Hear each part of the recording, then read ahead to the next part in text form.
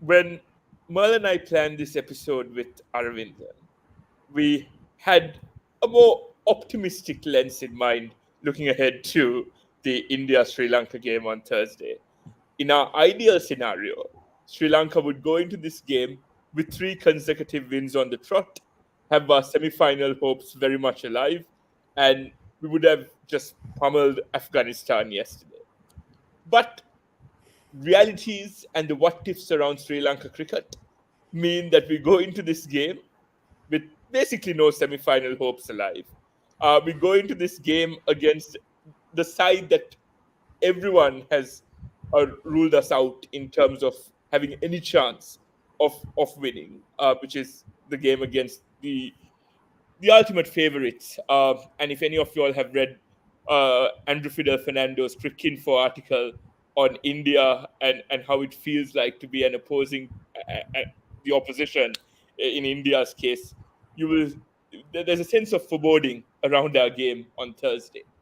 But we wanted to open this up with an optimistic lens looking ahead to our game against India. But unfortunately, Arvindan, we welcome you to this show on a slightly pessimistic note and on a bit of a dull note following the shambles and the shambolic display that unfolded yesterday. So I think it's only fitting for us to let you reflect on yesterday's game. Firstly, it's an honor and a privilege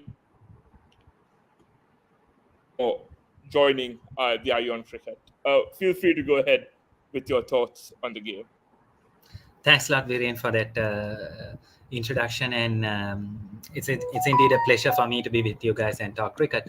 So, getting to the point, obviously, it's not a surprise that I actually, when Merle asked me about this episode, I actually foresaw this coming. I kind of told him that probably we might not be on a good footing, but nevertheless, that's what Sri Lanka cricket is all about. So, looking back at yesterday, to be honest, for me, yesterday was one of the most painful defeats in recent times. We have had so many defeats, and the Asia Cup final versus India was absolutely a shamble. It was absolutely disgraceful. But the next morning when you wake up, you know that you were outdone by a world-class bowling unit, and that's what the world is saying today. They are just dismantling bowling attacks. You see batting lineups. You saw what Shami did to Ben Stokes and what Siraj is capable of, and so getting out for 50 against that type of an attack is not a disgrace or not something that actually deflates you. But to be very honest, waking up today morning and looking back at what happened, you feel like that there was a part of you which had been sucked out, and you feel so disappointed. Why is that? I think everybody would agree that right from the moment we set foot on the ground, we were on a defensive note.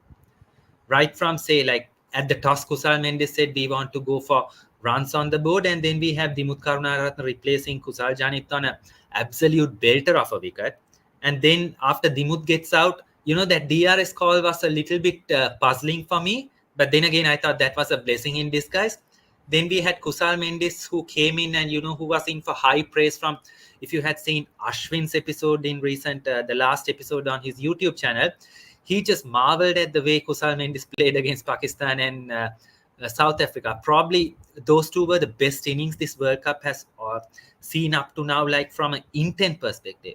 And then we have the skipper of our side and coming and batting as if he was set on probably scoring 220 or 230 and trying to restrict Afghanistan on a belter of a wicket with Dew coming in. So I think it was a strategic catastrophe, and it's very hard for me to imagine that with somebody as astute as Mahela Jayawardene in the management team, that a team could approach a team with approach an innings with so much of insipidness and probably like in a spineless approach. It was actually absolutely disappointing, and so there was negativity right throughout, and we deserved to lose because we just went in there with no plan and we were just lost. So, and I mean, quite ideal we lost. And as Viren, you were saying before we connected, like Afghanistan has had the upper hand over us in the previous games quite a lot, except for the few games in Hambantota. Maybe the 2 games that we won in Hambantota. If we look at the bilaterals and multinational tournaments, Afghanistan has had us on the spot of bother even in games we have won. So absolutely a disappointing start. Just to pick up on that, I think that's the realization, I think, that is most haunting the Sri Lankan fan right now. So like it's the I think like in any number of permutations of how this could have gone, I think now Afghanistan is considerably, I mean, not considerably, but on most occasions they are likely to beat us than not. So like this is the average outcome you can expect when these two teams meet. So yes, there were strategic blunders, but like after the warm-up match we did just kind of ignored. After the Asia Cup match, like which had its like weird ending to it, like finally Sri Lankan fans are beginning to realize that we are just not as good as Afghanistan. So I don't think we are ready to stomach it, and that's probably what most Sri Lankans are finding like difficult to cope with. And like you rightly said, even that India encounter where we got out for 60, I mean, you could ignore it as like an outlier. Like there are like nights where you just can't find it and you get out and you just ignore it and you just move on with life. But this is a proper slow burning misery that we all of us were subjected to, and this is like the median reality of the current Sri Lankan team. I think it's that realization that's like most depressing. Viren? Yeah, my connectivity issues are like our middle order now. They show up in patches. So for our viewers, forgive me for uh, having an iffy connection right now. There are two issues, and I think Aravinthan and Merle highlighted them in various phases. There are two issues I had with our approach to the game yesterday, and that's why I call it a tale of two Sri Lankas. Against England, we were attacking from the first ball itself, highlighted by Madhushankar getting Basto plumb in front of middle stump in the first delivery. I think that was our only mishap, not taking that review of the very first ball and having England at naught for one. But I thought Kusal Mendis, Chris Silverwood, and Mahela got their strategy spot on against England. Whenever we needed to bring on Tikshana was brought on. Whenever we needed to bring on Lahiru Kumara back into the attack, he was brought on at the right time. Yesterday, from the very first delivery when we went out to bat, I had a I had a sense that with Dimut coming into the 11, that we were going to be happy posting 260, 270. The strategy behind bringing Dimut in was not to expose KJP to Mujib. I think they feared Mujib getting KJP out early, meaning that Kusal Mendis would come in under a bit of pressure. But even if that was the case, I think the expected value of having Kusal Janit Pereira playing yesterday was exponentially higher than having Dimut in there for multiple reasons. One, if KJP, in the best case scenario, could give you a quick fire 30 of 20 or 25, it, it eases the pressure of Patum, and Kusa Mendis can come in and set the tempo based on how he wants the innings to go. But with what happened yesterday, with that, as Aravindan said, that slow burning misery of having a slightly defense, an overly defensive Dimut at the crease, Kusal Mendis had to come in. And Kusal too was off color. I don't think Kusal knew exactly how he should go about his game. And let's look at his innings 39 or 50 with a strike rate that is sub 80. I can't remember the last time Kusal Mendis, and we are talking about the guy who whacked the same attack and destroyed the same attack in a warm up game and scored 150 of 77. I mean, at this point, he must repent retiring himself during that game without going on to score a double century when things look quite rosy for him. But and that was quite baffling. And my second issue with us was fine. We've brought in an unpredictable, uh, maybe not a totally fit Dushmanta Chamira into the side. But let's look at why we brought in Chamira. Chamira, on paper and theoretically and practically, is one of our finest opening bowlers ever.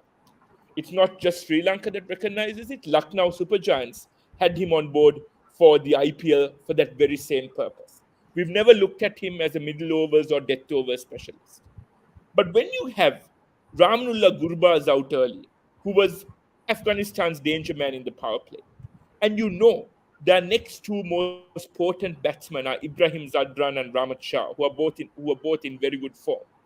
I don't see why we had to share the new bring in Kasun Rajata to share the burden of opening the bowling with Dilshan Madhushan.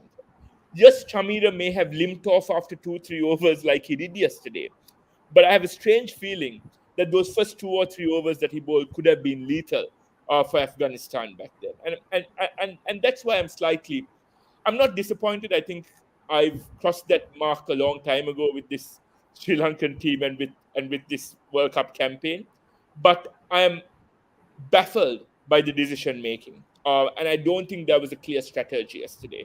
And I want to highlight a quick thing. I know I said I only pointed to two things, but I'm going on a slight tangent here. We were also very defensive with the usage of our fifth bowler yesterday.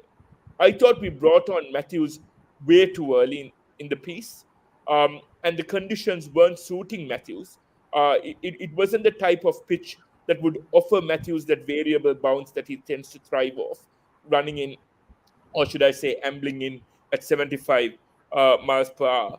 And then having DDS in there, I think off air, Aravinthan highlighted something very, very, very pertinent. As soon as we got the third wicket, that was our final straw to try and have inroads into that lower middle order.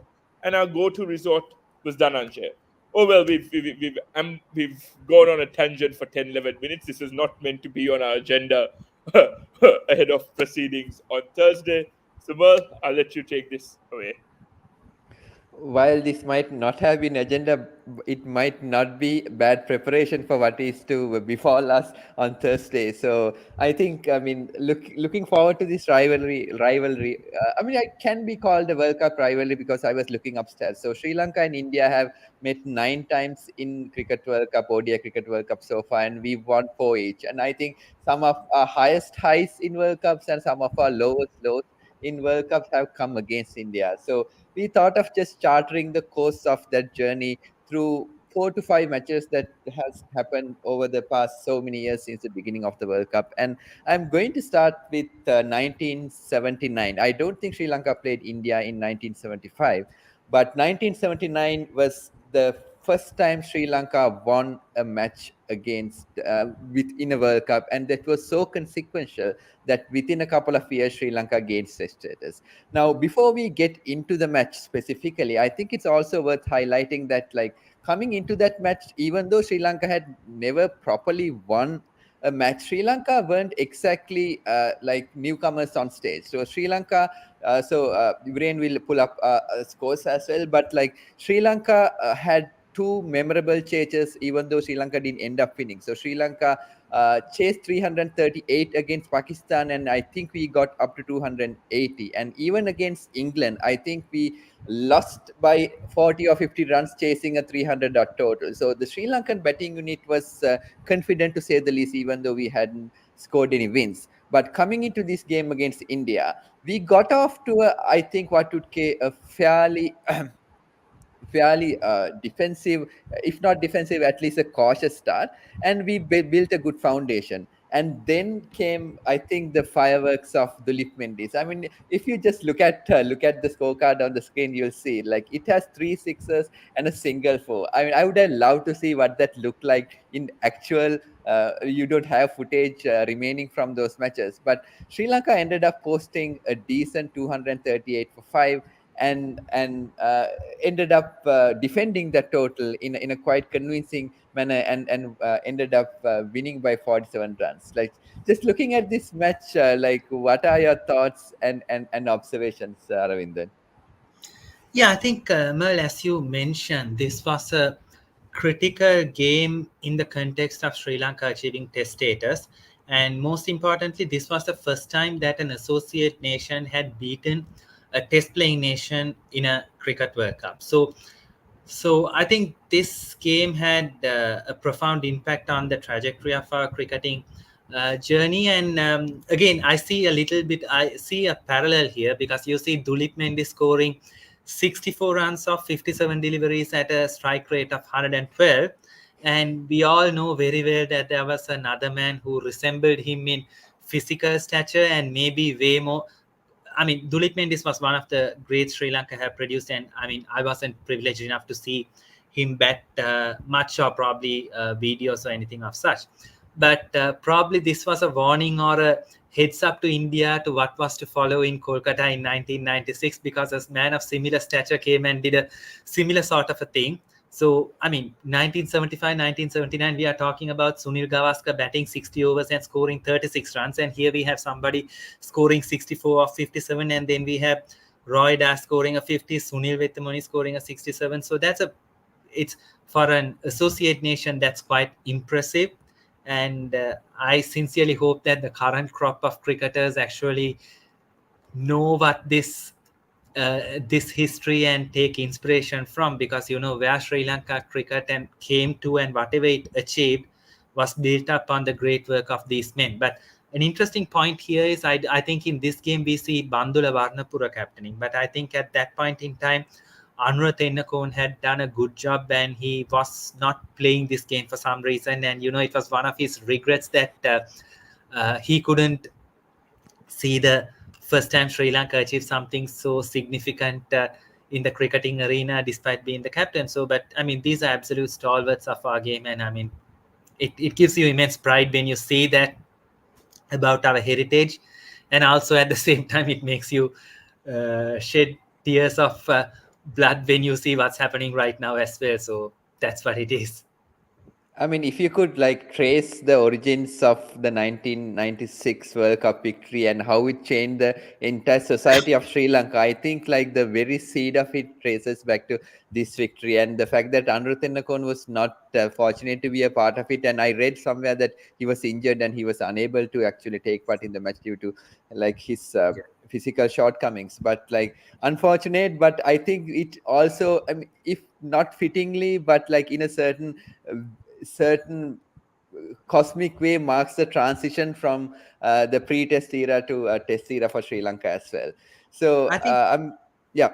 Sorry, I think after this win, basically India recognized that Sri Lanka deserved of test status, and we all know the role that India played in us getting test status as well. So, as you said, this is just a win, and I think we had a very good, very decent 1979 World Cup. So, so this win is much more than what it seems here, and probably set the stage for what was to follow.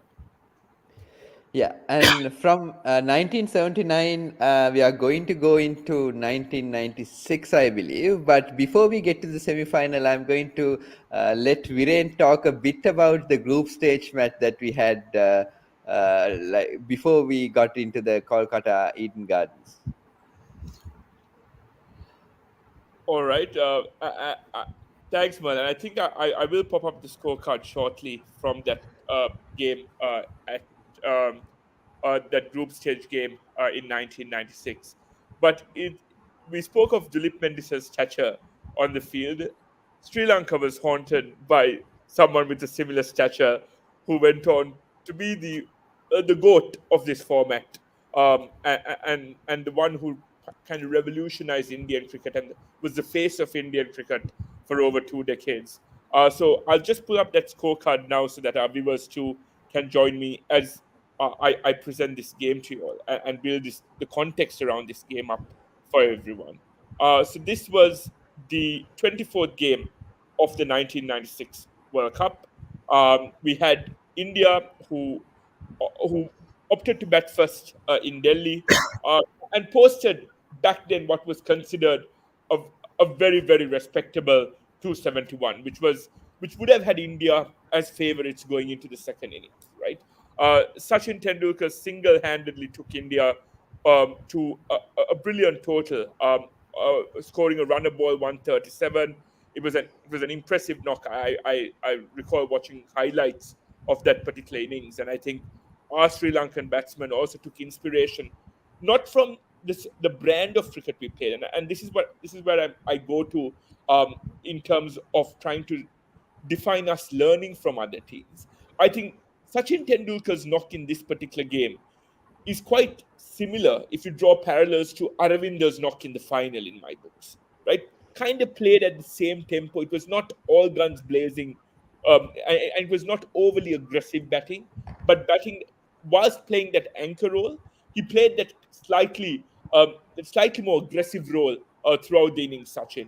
And he was joined by Mohammad Azharuddin, and they formed a brilliant partnership that took India to 271. There were no other notable contributions in that Indian scorecard. Our bowling attack didn't have much to show for. Chaminda Vas was economical as usual. Murali too was economical, but was not amongst the wickets. And this particular game where we only got 2 wickets off India created a sense of foreboding looking ahead to our 1999 game at Taunton, which I think we'll get to at some point. But quickly covering our chase, and this is where I bring in Aravinthan. So when we speak about that semi-final, we'll speak about Aravinda. Whenever we refer back to 1996 and some of our brilliant chasers in 1996, we will refer back to Aravinda. But this was the game where both Sanat and Romesh clicked early on, right? Gave us a fantastic start. And if our viewers can follow through here, we were 53 for 1. And if I'm not mistaken, we lost Romesh in our 7th over, which would have taken India by storm, right? This was their first time being properly exposed to that opening dynamic and duo that changed the face of one-day cricket. I call them the founders of the power play when I refer to Romesh and Sanat. Aravind, just any reflections when you look at the scorecard on that particular partnership and what it meant for Sri Lanka cricket, not just in the context of this chase, but in the context of our 1996 campaign? I think that's an absolutely brilliant question, Viren, because I feel, I mean, it's quite, it's in the public domain that the team believed that we could win the World Cup after beating India in this game. And to understand the context, I mean, in reality, 1996 was India's World Cup.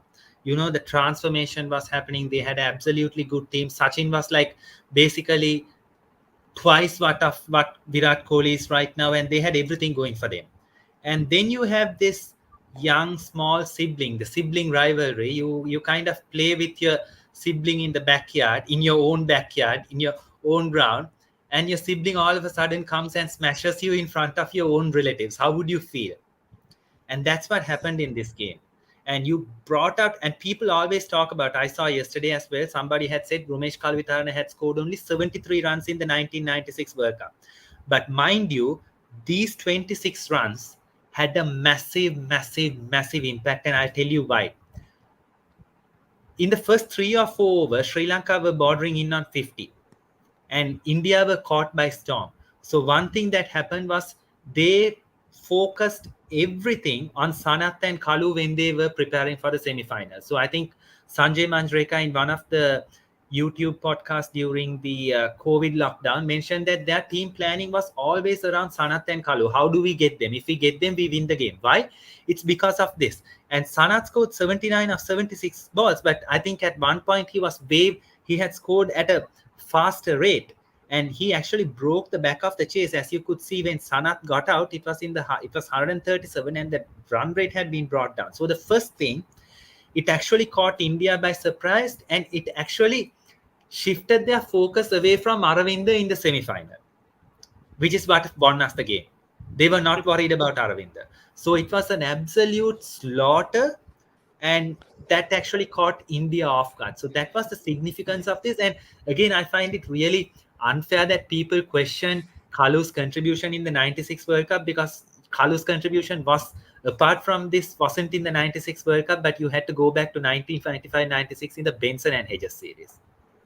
Kalu actually set the tone at the top for Sanat. Sanat only followed suit, and he did it at a greater level in crunch games. So that was number one. Number two, the self-belief that came in. And now look at another interesting aspect, Viren and Mer. We were 137, 141 for 4, chasing 272. We had to score 132. And look, Hashan and Arjuna played a test match because of the start that we got, and closed the game off in the 49th over without any trouble. And most importantly, one thing that I would highlight in goal here is, look, Aravinda De Silva stumped Mungia, bowled Kumble. 8 of 14. So when Aravinda went into the semi-finals, whom did he score against? He had scored against Zimbabwe, he had scored against Kenya, and that was it, right? Zimbabwe and Kenya. He had failed against India and England. So obviously India had no reason, or even the Aussies could have uh, considered Aravinda's knock in the semi-final as a flash in the pan. And so in that context, I feel this is an absolute beauty of a game. But you take all those strategic and uh, other consequences out, it was an amazing win, right? Beating India in India, like chasing 272 is, I think, almost a 380 or 370 of this era. It was absolutely brilliant. That's very insightful, Arvind. And I want to bring up Arun's question. Arun, thank you for joining the IO on Cricket. He says that he's followed Sri Lanka cricket from 1996, and it's fitting that we brought up this particular scorecard. And he wants to know what SL cricket should do to get us out of this rut. So thanks, Arun, for the questions, and keep the questions coming in to all our listeners and followers. I think I have two things to highlight from what Arvindan said. Arvindan said, and I quote, "They chase this with no trouble." I can't remember the last time we look back on a Sri Lankan performance where we chased things down quite comfortably. But my second thing is referring to Romesh Kalvitar. I think this was his again, even during that 1996 World Cup, yes, Alvin then said he only scored 79 runs, but this showed a template that SL cricket should follow. And I'm going to draw parallels to our current side and our current campaign. If you look at our 15, or if you take our batsmen into account, the template, if we were following that hard hitting mentality that we had in 1996, would have been to allow KJP to go out and express himself yesterday. But no, we retract into our shells, play a different mold of cricket, bring in Dimut Karunaratne. And I think to myself, where is the stability that any of our batsmen have? Where is that mindset that we have the license to perform without any pressure of being dropped? And now, with all our injury replacements, it seems inevitable that SLC doesn't have a restriction of 15 players to pick from, but can pick anyone from the current SL domestic setup, fly them to India as an injury replacement ahead of the next game, and drop people at their whims and fancies ahead of our next game against India. And those are the parallels I want to draw. And Aravindan, you were you basically took the words out of me when you said that. And if you look at this top five never changed throughout the duration of the competition. When Aravinda was failing, he only had notable performances against Kenya, Zimbabwe, but in his first showing against a formidable side, especially in the case of India, didn't have a very good display. It would have been easy for Arjun and Dave Watmore to start experimenting, but no, they didn't. They stuck to their strengths, and I think that is what's important in a World Cup campaign, right? You stick to the template that you know of. If you look at the Indian team, for example, would India drop Shubman Gill for any game at the World Cup, even though he's underperforming at that? Would New Zealand be tempted to drop someone like a Will Young, who isn't having the best of World Cups, but is playing that role that's necessary alongside Devon Conway? Would Australia be tempted to kind of tweak things around in that middle order, drop Labuschagne, drop a Steve Smith? No, you stick to your guts. And I think that's what's unfortunate about Sri Lanka cricket. And Arun, I hope we answer your question there. Merle, anything you'd like to add on that front?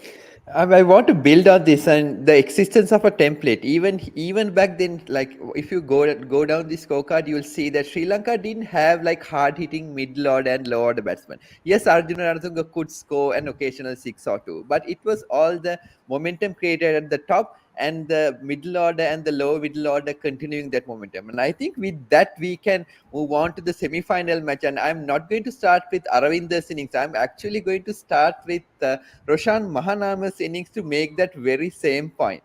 If you can pull up the scorecard. So Sri Lanka loses Sanath and Kalu, I think within the first over, if not the first couple of overs. And Aravinda comes and plays, to my money, the best ODI innings that Sri Lankan has ever played. But we'll rave about that in a little bit. But if you notice the scorecard, when Aravinda De Silva goes out, it's 85 for 4.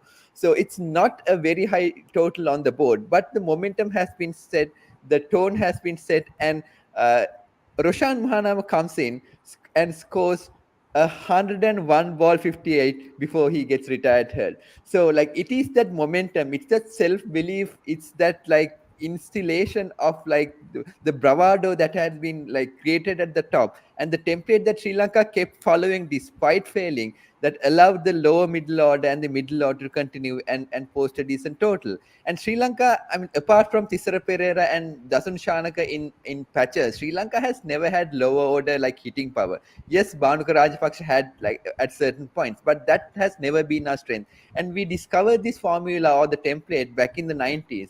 And unless and until we find good hitters down the order, that is the template we should follow. That the template of hitting at the top, making use of the power play, clearing the infield, and just continuously being aggressive at the top and setting a foundation for the likes of Sadira and Asalanka, who can rotate the strike very nicely and build on a good start.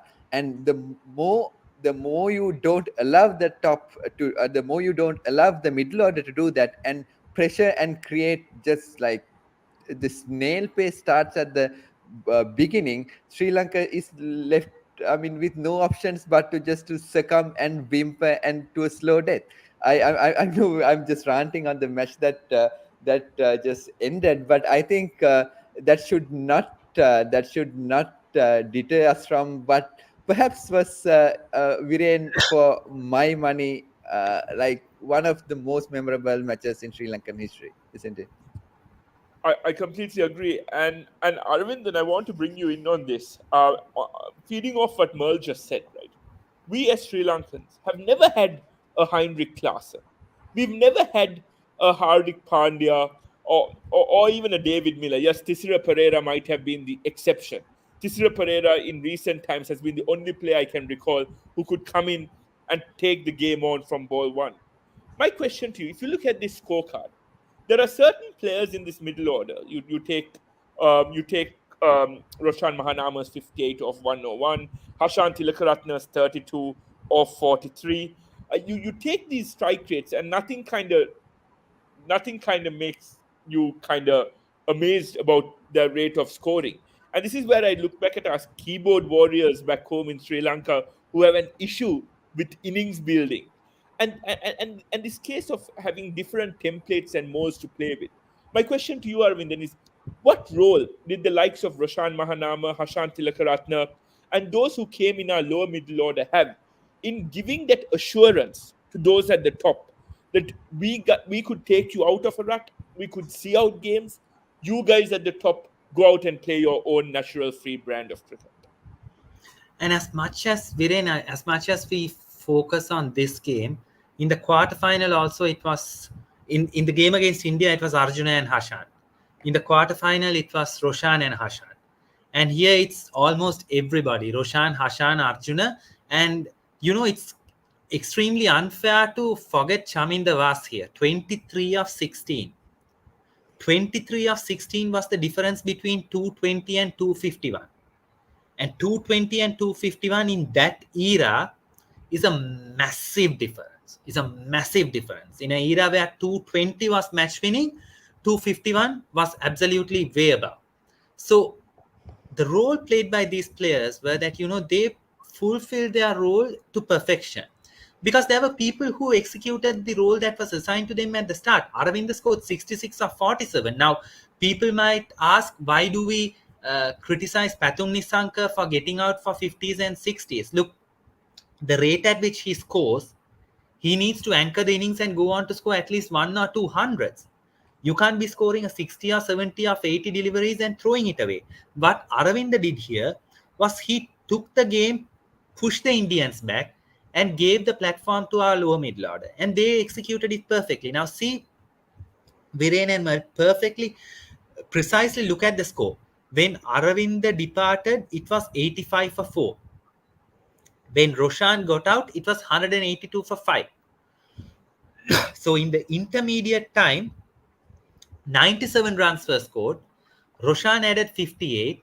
And in that era, Viren, if you are 180, then you are just 40 runs away from a decent score.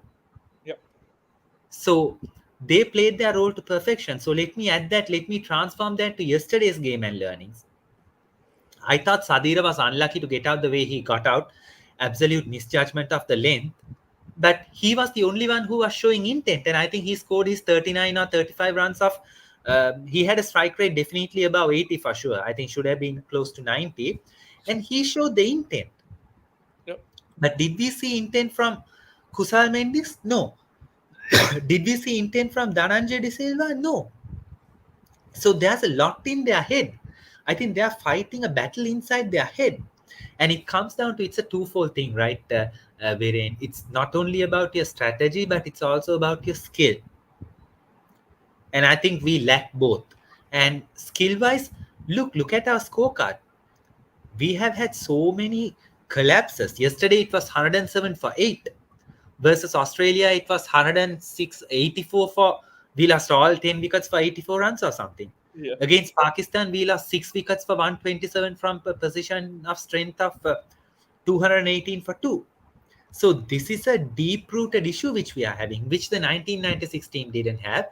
And obviously the biggest difference was by the 1996 World Cup came about, Roshan, Hashan, Arjuna and Aravind all had probably almost more than 10 years of international cricket, if not somewhere plus or minus close to that. So that's what I feel like, again, as they say, Roshan had to play a part only in the quarterfinal and semi-final. Those were the only 2 times he batted, right? Against Zimbabwe, he wasn't needed. I guess even if he was needed, it was only for a small time. And he played his part. That's what a winning team is all about.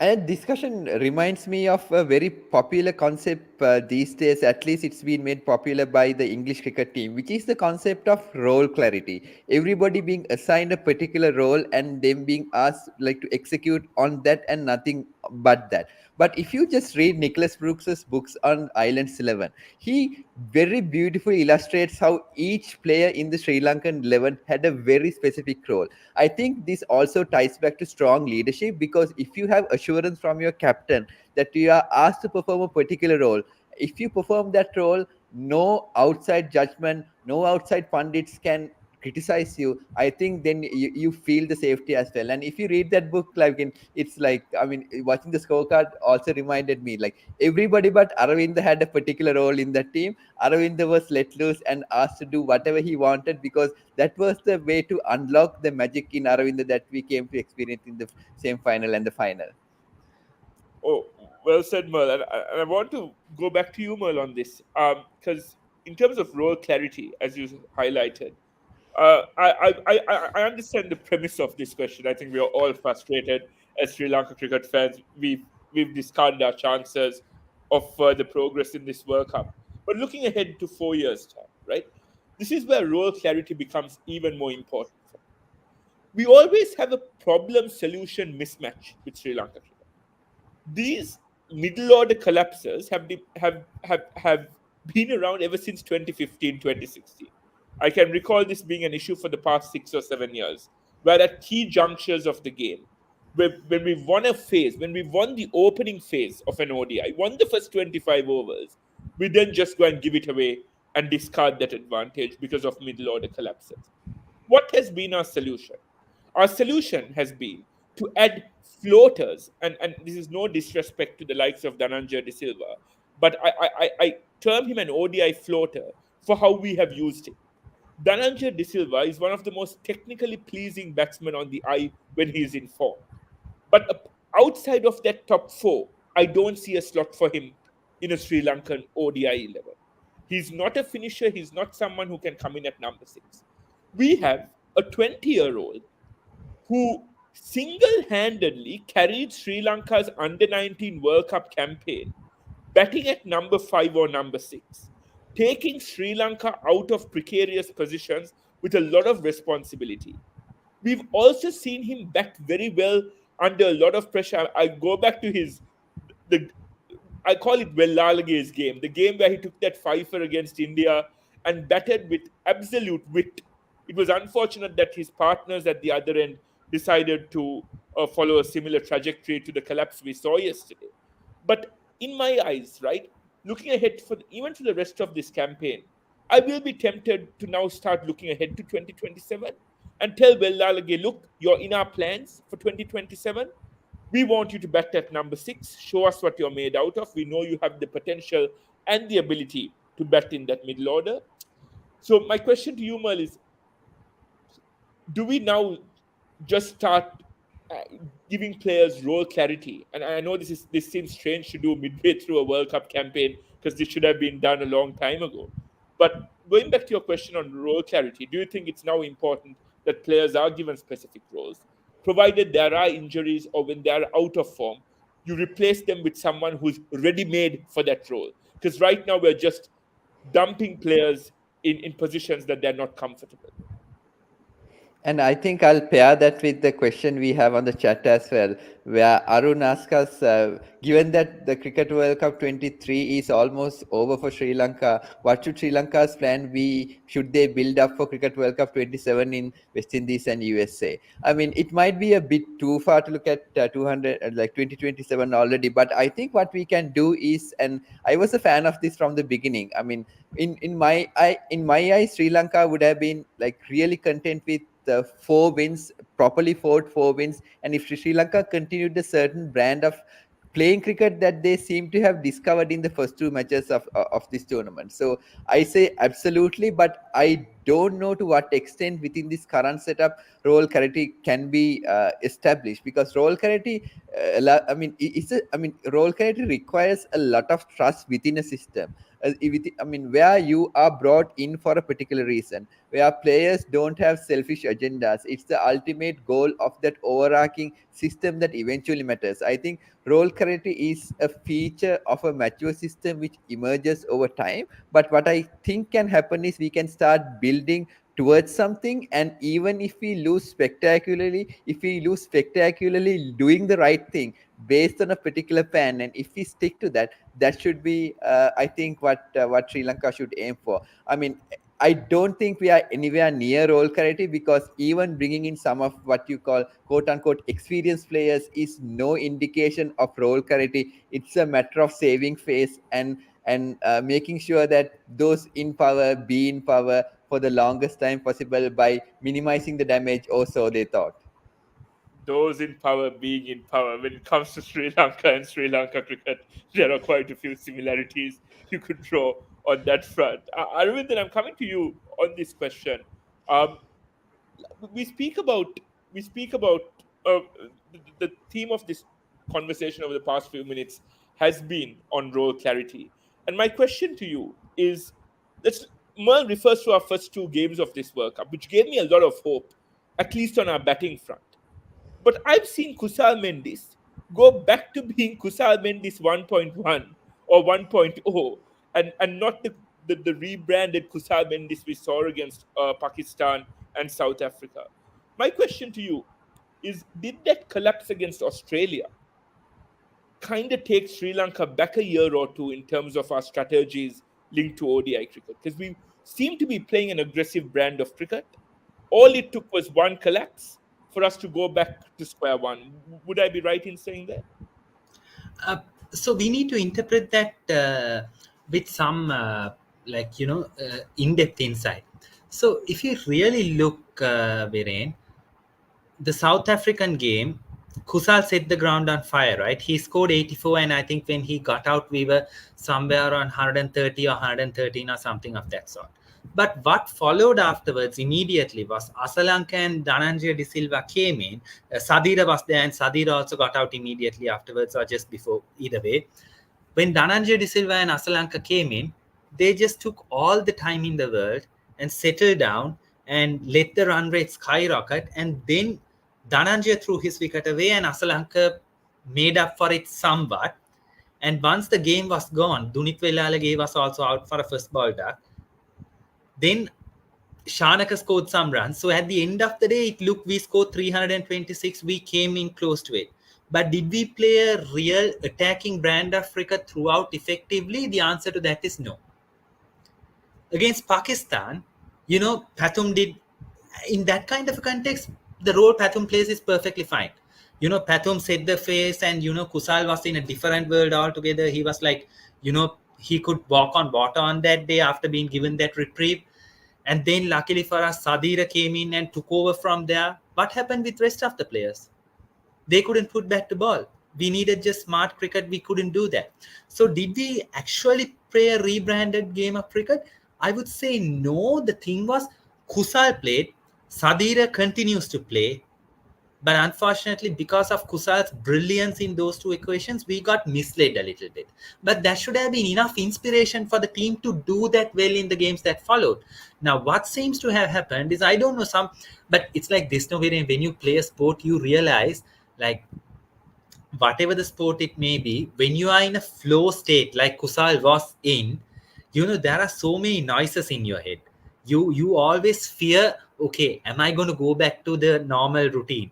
Am I Is the law of averages going to catch up? And I think that's where Kusal is right now, and perhaps the captaincy would also bring him down a little bit, because under Shanaka he had nothing to lose. Now with the captaincy entrusted on him, and I cannot understand what happened yesterday, because Kusal, I was not complaining when Kusal got out the way he got out against England in Bangalore. He expected the ball to swing back in or come towards the wicket, and he had that trademark shot over fine leg. It didn't. Perfectly fine. I'm perfectly fine with him getting out like that. So I think uh, it's very difficult to be in that space, Viren, and I think you need a lot of support and the ecosystem to support that. And when there's no role clarity or the reliability of people executing at least the roles that have been defined to them at the moment, I'm not surprised that people like Kusal get bogged down. And thankfully for us, Sadira continues to have found a new gear. He seems to have a good head on his shoulders, but we just need to see how long he could do it. But I mean, he has given us the impression with knocks against Pakistan, Netherlands, and England, and even yesterday's knock, I would consider it as a success, because he looked fluent, he showed intent, and then he got out to a misjudgment. That's fine. So apart from him, rest of them are not having that, and I think that might be playing a part in Kusal's head as well, because I personally believe Shanaka was very lucky, because getting that injury was lucky, because with the way things are going, he would have been the scapegoat number one after the end of this campaign. They can't do that to Kusal. It was a blessing in disguise indeed. And Merv, before we come to you, and I want to get your take on this as well. You and I have both been following Sky Cricket and the Wisdom on their podcast linked to the collapse of English cricket. I'm going to make a very controversial claim here. Sri Lanka has been lucky to not face the same predicament or plight during this World Cup campaign. And it just boils down to 3 or 4 players being in form. Sadira, Pathum, Kusal Mendis have been the trio that has carried us with the bat. And we are lucky that our bowlers have showed up in patches with absolute brilliance. I'm talking about Madhushankar. I'm talking about Lahiru Kumar and what he did against England. I'm talking about the brilliant spell by Theekshana, whose spell was really underrated in that England game, just because that wickets column didn't prove it. My question to you, Merl, is have we taken a group of batsmen? I'm looking at Charit, I'm looking at Dhananjay, I'm looking at Angelo Matthews, I'm even looking at players like Charmika, Dasun. Have we taken 4 or 5 batsmen who are completely out of nick, completely out of sync, and expected them to just perform wonders at the biggest stage? I mean, the short answer to your question is absolutely yes. But like the selection choices and the choices that we made like during the qualifying tournament and the reasons for leaving out certain players that we did, I have no way of describing or interpreting, and not that I have a lot of inside info on how these things pan out. And something I also really struggle, and I think this been like said many times, like during many different podcasts as well, like the thinking behind having both Dimut Karunaratne and Pathum Nissanka open in any modern day white ball batting lineup is completely beyond any reasonable logic. I just don't get it. And the fact that we had players like, yes, like he may have been out of form just leading up to the tournament, but he had shown a lot of promise, and I don't think we utilized him properly. Avishka Fernando, and just like Aravinthan said, Nonindu has shown a lot of promise, and both of us like Cruz Pulle and even players like Chevon who've been like up and coming. So I don't think we've like made the optimal choices by any means when it comes to the batting lineup. And sadly, I don't know whether we will continue even after this World Cup. But it's a sad state of affairs, and without perhaps lingering too much on the present, and we are. I mean, even then, I think we are going into one of the more sad phases of this rivalry, and I'm actually going to skip over the 1999 World Cup match, because I keep referring to this as the match where I distinctly remember having post-traumatic disorder after watching a match. I remember watching this match live, and I still remember, I think, all of 6 or 7 sixers hit by Saurav Ganguly on his way to 180 odd of 140 deliveries, and it was a partnership that never felt like it was going to end. I know it eventually did, but in my head, it almost like it's still going on. It was one of the more traumatic memories of my childhood, and I don't think I've ever recovered from it. And I while I was texting Aravinthan, he was telling me that like it felt nothing like 2011, which was the more ultimate catastrophe. But in my head, just in terms of like sheer helplessness, I think this takes the cake. The 2011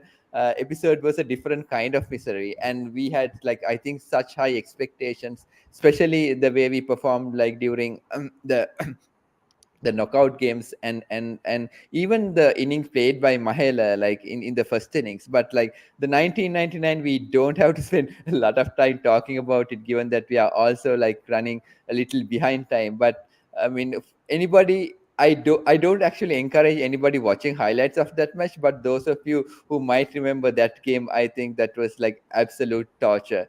So I think with that, we will start talking about what I mean, I'm just going to let Aravindan actually just reflect his most painful and perhaps arguably still fresh memories of the 2011 campaign, and maybe set a little context before the final, which ended up in disappointment. The entire campaign of Sri Lanka and the events which led to it.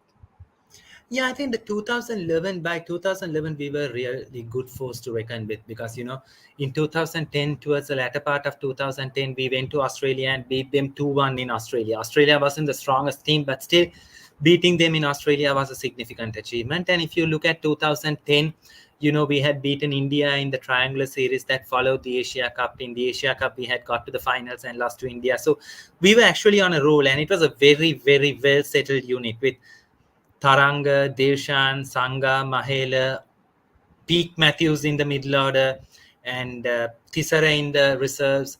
And obviously, not to talk about the bowling lineup, you had Kulasekara, Malinga, Murali, Ajanta Mendis. I mean, that was a dream team. So I think there was no doubt whatsoever that Sri Lanka would get to the knockouts. And once you got to the knockouts in that format of the tournament, it was a matter of winning 2 games and getting to the final. So I think we were a little bit lucky in the fact that, we got a absolutely disorganized England on our own backyard in Kettarama, and then New Zealand, who always punched above their weights. But when it comes to a World Cup, to a bigger stage like that against that Sri Lankan team, probably they couldn't do much, just like in 2007. So I think we had a easy route to the finals, because we had played Pakistan, who were always the difficult customer in that context. Because I still have my reservations if we had faced Pakistan in the quarterfinals or semi-finals. If the seeding had been the other way around, we would have found it a little bit difficult. But then I felt that, that actually played a part in India being game ready on the big day, because they had beaten Australia, who were the defending champions, and beaten Pakistan in an absolutely high profile game. And unlike in 1996, they had everything to play for in 2011, because they wanted to make it Sachin Tendulkar's moment. And so in the context, if you ask me, I personally believe that on paper, strength-wise, both the teams had equal chance, 50-50. But the path to the final, the game readiness, the battle-hardenedness, India had an advantage because of the uh, tougher games that they had played. But again, I personally believe, like, you can talk as much as anything you want about the game, dissect the technicalities, talk about bad luck, anything and everything. But I think we lost the game at the toss. You don't win a toss at 1 KD and bat first.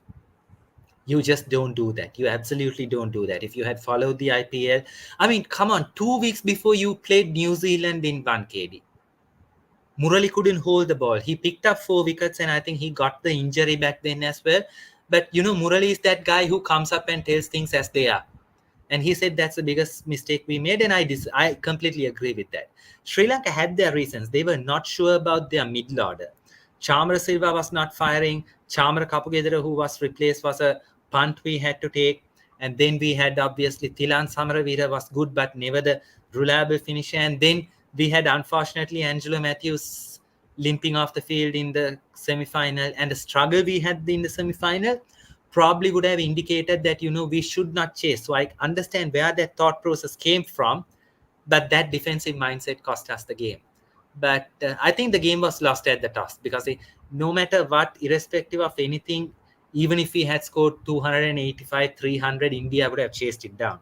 And perhaps those drop catches, I still believe they had Suresh Raina in the tank, right? Suresh Raina was left. And so we lost the toss. We lost the game at the toss because of, the unfortunate team composition and the challenges we had. But having said that, Viren and Mer, I just always ask this question. I think one of my favorites moments from that is when Lasith Malinga had Sachin caught behind 31 for 2, chasing 270. I just saw Sangakkara lifting aloft the trophy. I just felt that we had won that World Cup at that moment. And that to date still remains one of my favorite moments. And, I still have pictures of that. Whatever pictures we get of that moment, I save it on my phone. But then I just asked myself, if we had won that World Cup, wouldn't we be in this situation right now? Absolutely not. I think we would still be here. The paths both teams took were completely different, and that wouldn't have changed. So would that World Cup win have mattered? Perhaps not. And that's a way of finding solace, I guess. But as I told you, April 2nd, 2011 would be absolutely painful from a cricketing perspective. Very fitting, Aravinthan. And I want to highlight what you said towards the end there about how the divergent paths we took, as in India and Sri Lanka, wouldn't have changed. And I want to go back to 2007. Immediately after their shambolic display in the World Cup in 2007, India decided we were going into the inaugural T20 World Cup without Sachin, without Ganguly, without Dravid, without Lakshman. They left their main. They decided, look, we're going to trust our youngsters, trusted the likes of Rohit Sharma, Gautam Gambhir, who was just coming into the fray. They gave Yusuf Pathan his international debut in the final of the 2007 World T20. Let's look at players and cult heroes like Joginder Sharma, etc. later on. But it was that mold where they decided, look, regardless of what was going to happen, there was nothing stopping India from crashing out of the group stages or even the Super Sixers of that competition as well. But they were willing to take that hit to try a different level, to try something different in the format. MS Dhoni was appointed captain, a pretty young captain at the time, gave him the license to do as he pleased. And I think that is where I think the divergent paths began, right? Because they knew that they were going to test youngsters, give them high pressure situations to work around. Whereas we as Sri Lankans have always relied on a few players to take us out of the run. And that is where this 2011 World Cup is fitting as well. Because if you look at our bowling display, and Aravindan, it hit close to home when you spoke about us getting Sachin out and India being in the mid-30s for two. Because frankly speaking, then I started celebrating a tad too early because I thought the World Cup was in the bag. The reason behind that was the Indian middle order, had not been overly tested in the World Cup campaign. Dhoni didn't have an innings of note prior to that. Raina hadn't contributed at all. Virat Kohli had a very good first game against Bangladesh, but was quiet throughout the rest of the campaign. It was only Yuvraj Singh that I was worried about. But when you have Sachin and Sehwag, who had steered in the Indian batting lineup back in the hut early on, I thought we had got the job done. And Merle, I'm coming to you here. We speak about the greatest ever chaser of all time. potentially someone who will carry that who will carry that tag with him throughout the rest of his career as well. I'm talking about Virat Kohli. Many people, Sri Lankan fans, had seen Kohli ever since 2008. I remember him coming down for the Idea Cup in 2008. I remember getting his autograph back then. It's an autograph I will hold here, because this was Kohli just as he came into the scene, right? This was the innings of. I know we speak about Gambhir and Dhoni's performances in this run chase, but Virat Kohli's 35 was very, very crucial to give Gambhir and to see off Malinga's initial outburst, to see off Kulasekara's opening spell. And when Kohli got out, I know it was a brilliant catch by Dilshan, but I had the feeling that we had let the game slip away. So, any note on Virat Kohli's brief yet memorable innings in this World Cup final? I think Virat Kohli really comes into his stride not in this match, but against the 2014 match in Australia versus, I think I don't remember what the venue was, but where they chased down 300 odd.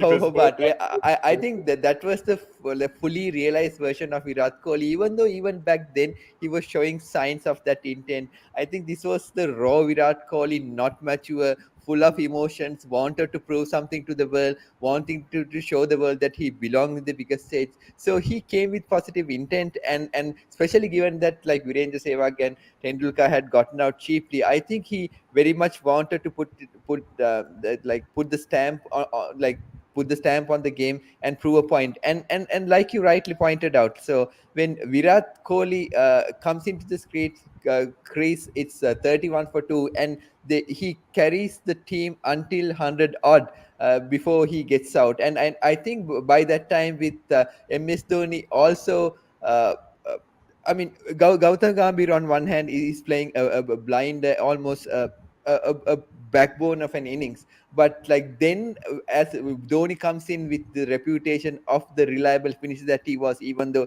he hadn't got of opportunity, I think like Virat Kohli just like got the game away from him, or away from Sri Lanka, even though that might not be the inning that we remember. So it was a short but important part of this innings which often get overlooked. I completely agree with you.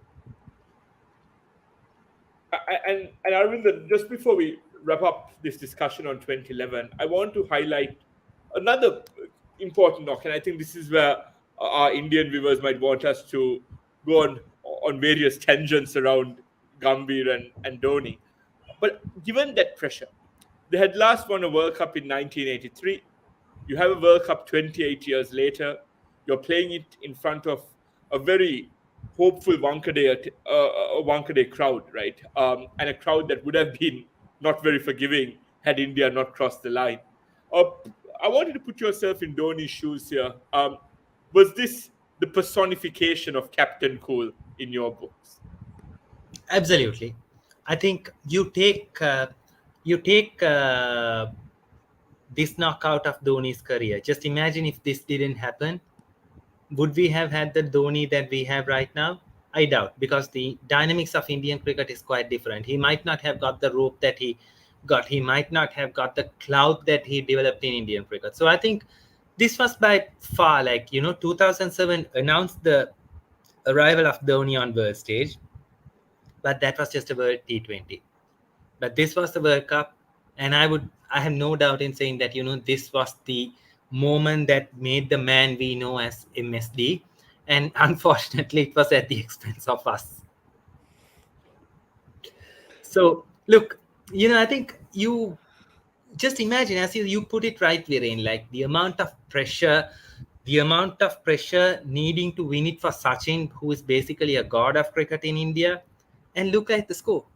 91 of 79. Of course, there was due. The wicket was easy. Murali was carrying an injury. But this is a World Cup final and you are chasing 273 and this guy just did this. It's absolutely amazing because, it just showed who he is and what he is made out of.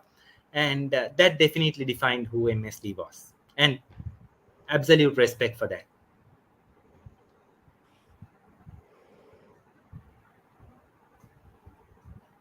Piran, you're on mute.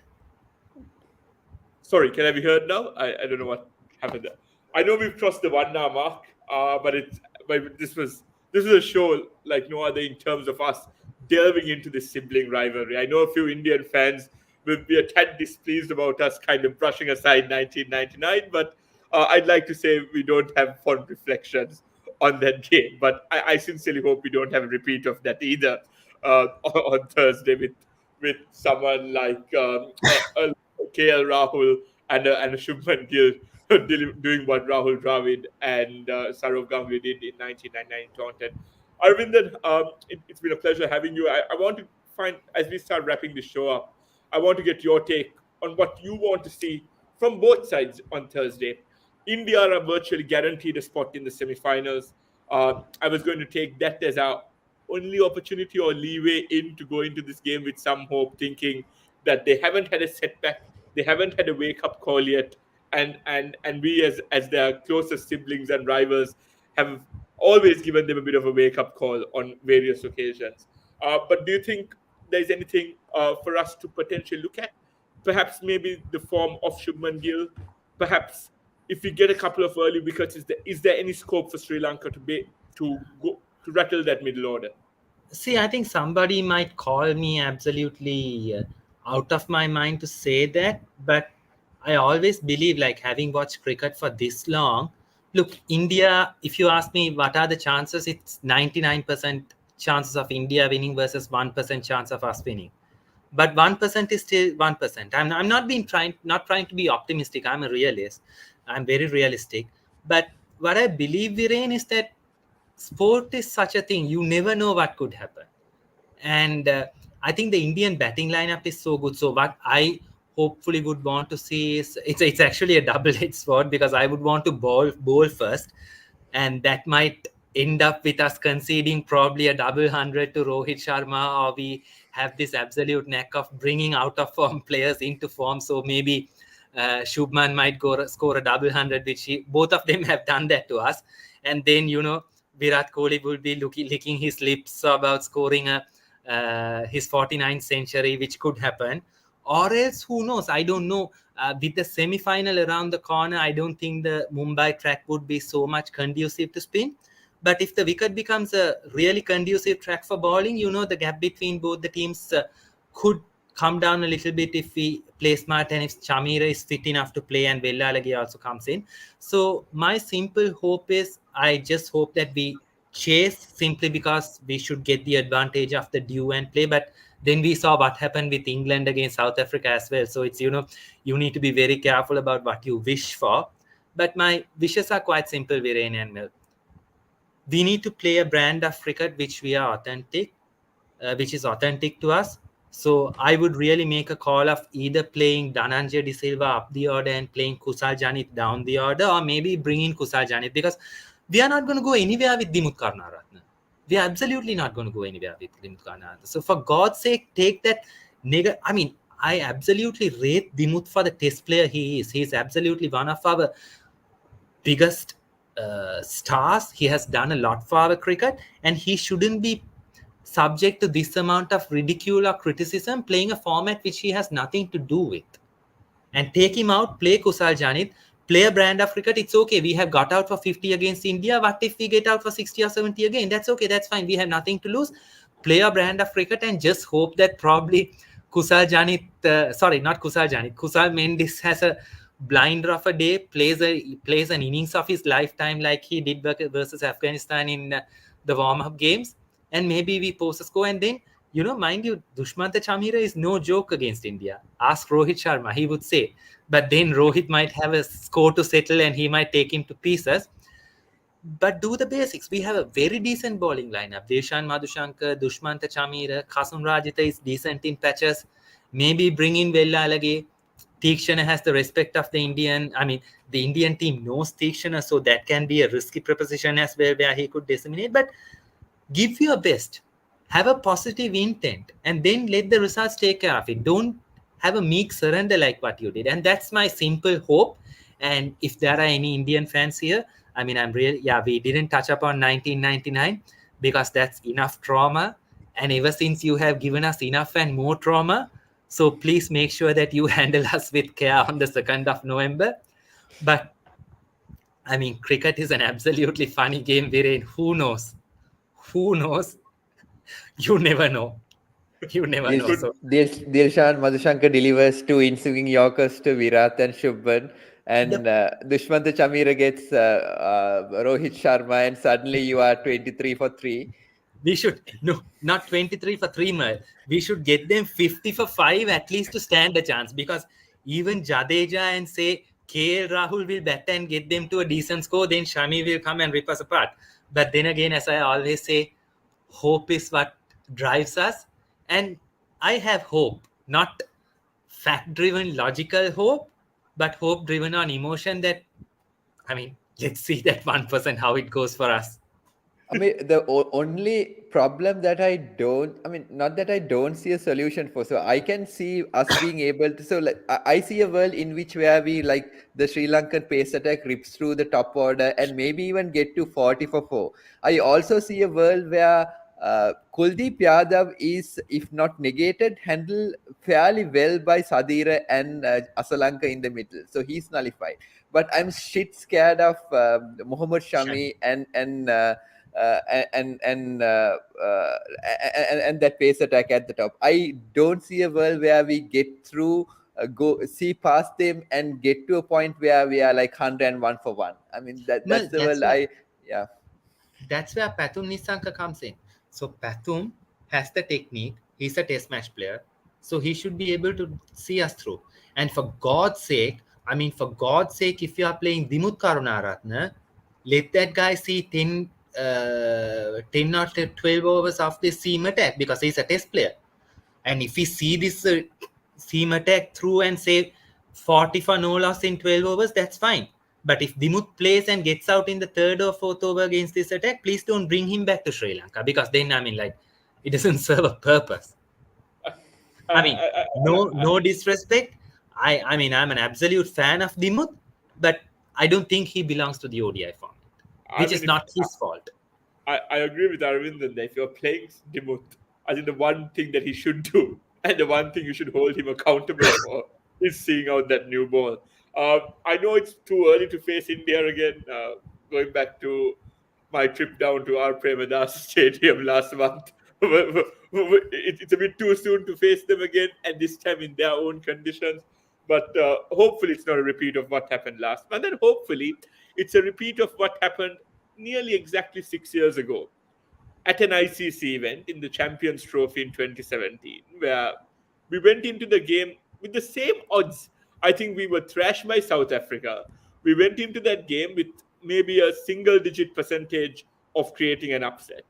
And then Merle and I have our long conversations about that one shot that Asela Gunaratne played of Jasprit Bumrah, that lap sweep of Jasprit Bumrah. I don't think Bumrah has ever been swept since.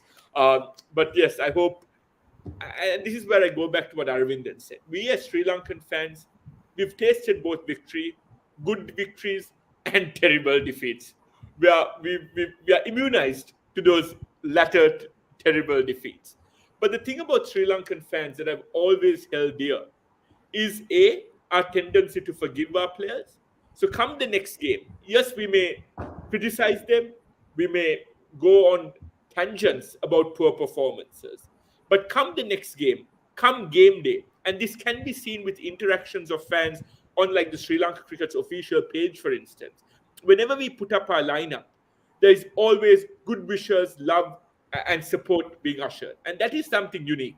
Because when you take our subcontinental neighbors, if you take India, Pakistan, Bangladesh, fans there tend to carry that hurt for a tad longer than we do. And that is because whenever our boys have stepped out there, over 20 million hearts beat in unison. And I know come this Thursday, we will need that and a lot more to work our way for us to kind of prove to the world that Sri Lanka cricket is a force to be reckoned with. And this is where I take this as a golden opportunity. Everyone has written off every opponent India faces at this World Cup. Yes, we may not reach the semis, and I say that as a big if, but if we can beat India and we leave a mark on this year's World Cup, we beat the champions in 2019. There's nothing stopping us from hopefully beating the eventual champions in 2023 as well. Viren, if we beat India, I think if we beat India, we will be in the semi-finals, I guess. Call me a lunatic, but I mean, if that happens, I'm pretty sure that it will be a massive change. So look, I know people might laugh, but then again, as I always say, if there's 1%, I will believe in that 1%. Very well said. Aravinthan. All right, and my final question before we wrap up the show, we've got the big predictions out of the way. My final question: this is a this doesn't require much elaborate discussions, but if there are any changes you'd make to our Sri Lankan 11 for the game on Thursday, forgetting conditions, for isolating conditions, and the conditions at the Wankhede, what's the 11 you'll play with? Do you make any changes? I'll take Dimut out and play KJP. Good change there, Merle. And I do the exact same thing. Right. If it's a turning wicket, Vellalage for Rajitha. Brilliant. Fantastic. And I think that those are the two changes I'd make as well. We go back to the Wankhede. We go back to the place where on the 2nd of April 2011, 20 million Sri Lankan hearts were destroyed. But we have someone in our dressing room who knows the Wankhede better than most Indian batsmen do, and that's the current Mumbai Indians. What's his position? The head of franchise development or whatever that's called. Merle, do you know his official title with MI? No. Global head of performance, I think. I think he's the top man there. That's what counts. Global head of performance. If you're mandated to review the performances of all MI franchises, I implore on you, Mahela, to review our performance yesterday, make the changes that's necessary, and see us over the line on Thursday. Aravinthan, it's been a pleasure having you here, and we look forward to having you here on many more shows. Hopefully, the next one as a review show for a famous Sri Lankan victory at the Wankhede on Thursday. So thank you, Merle. Thanks, Aravinthan. And thank you, everyone, for tuning in. Thanks, guys. Pleasure being here. Thank you.